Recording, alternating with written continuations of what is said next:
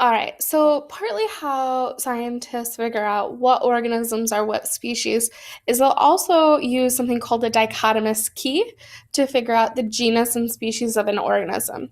So they've kind of laid out this multi two option system where they go through and they look at characteristics of an organism and see whether they have that characteristic or not and start to organize them into different parts of taxonomy. So we're going to practice using a dichotomous key to identify this fake species here of Norns. So according to the directions, Norns belong to the genus Norno and can be divided into 8 species that are generally located in specific regions of the world. Use the dichotomous key to identify the Norns below. Write their scientific name. So remember, with binomial nomenclature, you want to write their genus and their species in the blank, and you either want to have them underlined or in italics to do it properly. So remember, we want genus and species, and it says right in the direction, the genus for all of them is Noro. So right away on this first one, I am going to write Noro, or Norno. Okay. Then I need to look at this guy here and follow this dichotomous key up here to figure out what species he is of Norno. So number 1 says has pointed ears versus has round ears. So looking at the picture, he's got those little points at the end.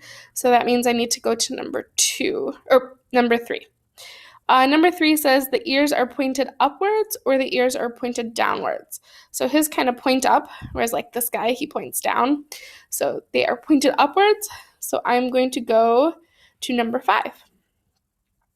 Number 5 engages in waving behavior or does not engage in waving behavior. So when I look, he doesn't seem to be waving. So does not engage in waving behavior.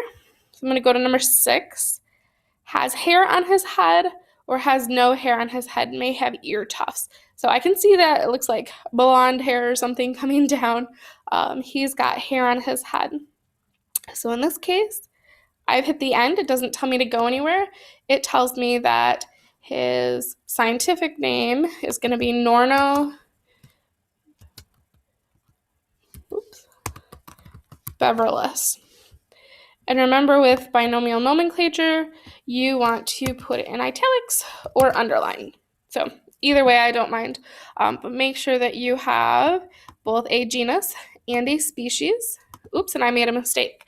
Remember, the species should never be capitalized, okay, when you put them together like that. So go through the rest of these pictures. There are 7 more, and use this key.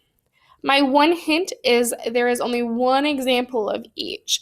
So if you look at this, there's 1, 2, 3, 4, 5, 6, 7, 8 species listed here, and there are 8 Nornos here. So you shouldn't have any repeats. If you have repeats, you're going to want to go back to the dichotomous key and double check things.